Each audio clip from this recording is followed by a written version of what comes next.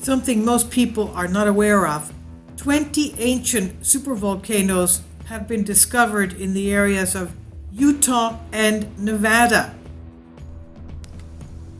20 ancient supervolcanoes discovered in Utah and Nevada.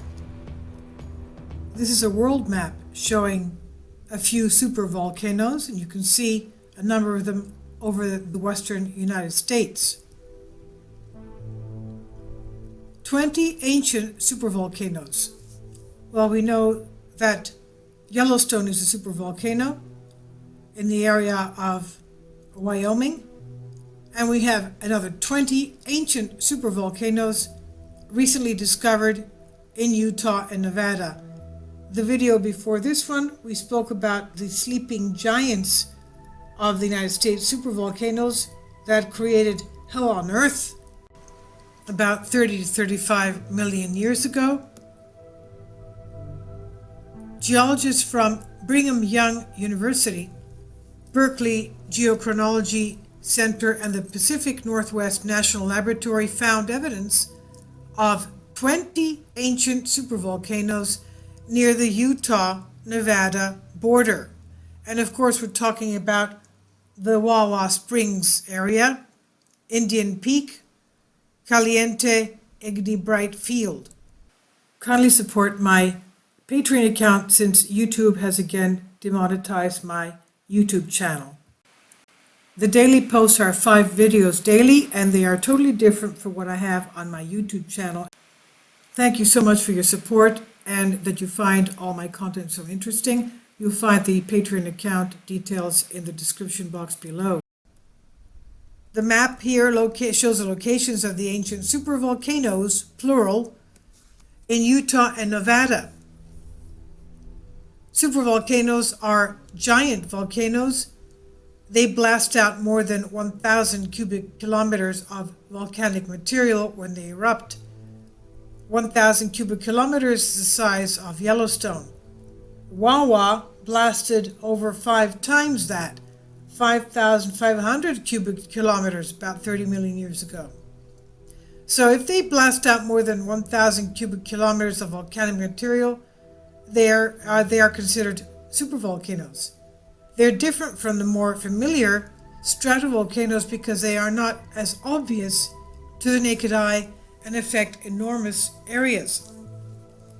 Supervolcanoes are some of Earth's largest volcanic edifices, yet they do not stand as high cones. At the heart of a supervolcano instead is a large collapse. Those collapses in supervolcanoes occur with the eruption and form enormous holes in the ground and plateaus known as calderas. This is what Dr. Eric Christensen of Brigham Young University, who is the co-author of 2 papers published in the journal Geosphere, paper 1, paper 2, explains. He says the newly discovered supervolcanoes are not active today, but 30 million years ago, more than 5,500 cubic kilometers of magma had erupted in a 1-week period near a place called Wawa Springs in southern Utah. Utah towards Nevada. Deposits from this single eruption are a whopping 4 kilometers thick. Can you imagine the devastation being under deposits under 4 kilometers thick? It would have been catastrophic to anything living within hundreds of miles, explained Dr. Christensen. It would have been hell on earth. Dinosaurs were already extinct during this period, but what many people do not know is that 25 to 30 million years ago, North America was home to rhinoceros, camels, tortoises, and the United States even had palm trees. Dr. Christensen with colleagues measured the thickness of this pyroclastic flow deposit.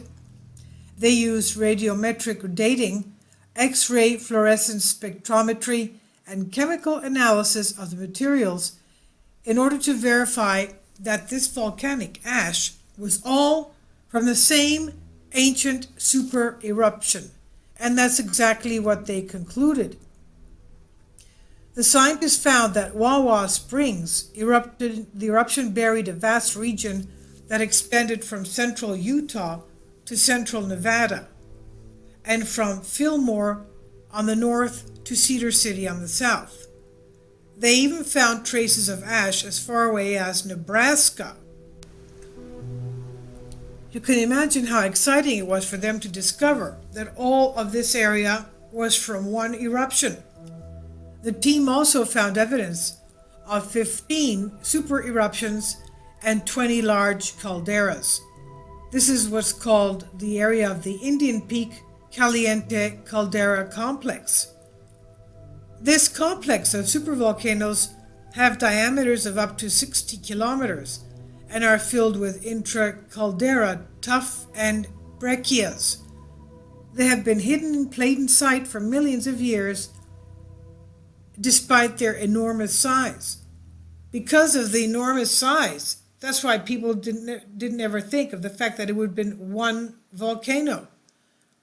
The ravages of erosion and later deformation have largely erased them from the landscape, Dr. Christensen explains, and he goes on to say, but our careful work has revealed their details. The sheer magnitude of this required years of work and involvement of dozens of students in putting this story together. Here you have the comparison of Yellowstone with Wawa, and you see that at one time we said in a previous video that Yellowstone would have had anywhere from 100 feet of ash to 3 feet of ash, 3 meters, 1,000 feet of ash, depending on how close you were to the center of the explosion. Well, Wawa Springs is 4 kilometers height of ash. That's an amazing amount. What would happen now if a supervolcano eruption occurred again, for example, at Yellowstone? Such a great eruption would have regional effects such as falling ash and short-term, years to decades, changes to global climate. That's just from Yellowstone, which is about a fifth of Wawa. Those parts of the surrounding states of Montana, Idaho, and Wyoming are the closest to Yellowstone. They would be affected by pyroclastic flows, while other places in the United States would be impacted by falling ash. The amount of ash would decrease with distance from the eruption site. Such eruptions usually form calderas, broad volcanic depressions created as the ground surface collapses as a result of withdrawal of partially molten rock, the magma from below.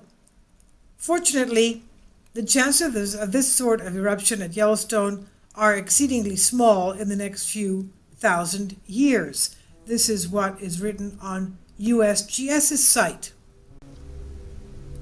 Are earthquakes at Yellowstone related to volcanism? USGS explains. Almost all earthquakes at Yellowstone are brittle failure events caused when rocks break due to crustal stresses. Though we've been looking at Yellowstone for years, no one has yet identified long period events commonly attributed to magma movement. If long period events are observed, that will not mean Yellowstone is getting ready to erupt. LP, or long period events, earthquakes commonly occur at other volcanoes in the world, including volcanoes in California that have not erupted for centuries or millennia. One variety of ground shaking called tremor is observed at Yellowstone's geothermal areas whenever water boils in a geyser.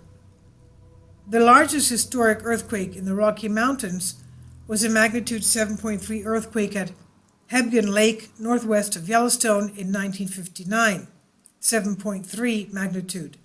It was caused by the extension or stretching of the Earth's crust. The earthquake displaced a 40-kilometer long fault, 25 miles, that rose vertically up to 12 meters, that's 40 feet. Shaking from earthquakes can also change the way that Yellowstone's hydrothermal systems behave. The interval between eruptions of Old Faithful Geyser increased significantly following the 1959 earthquake. I'll leave links below for you for this.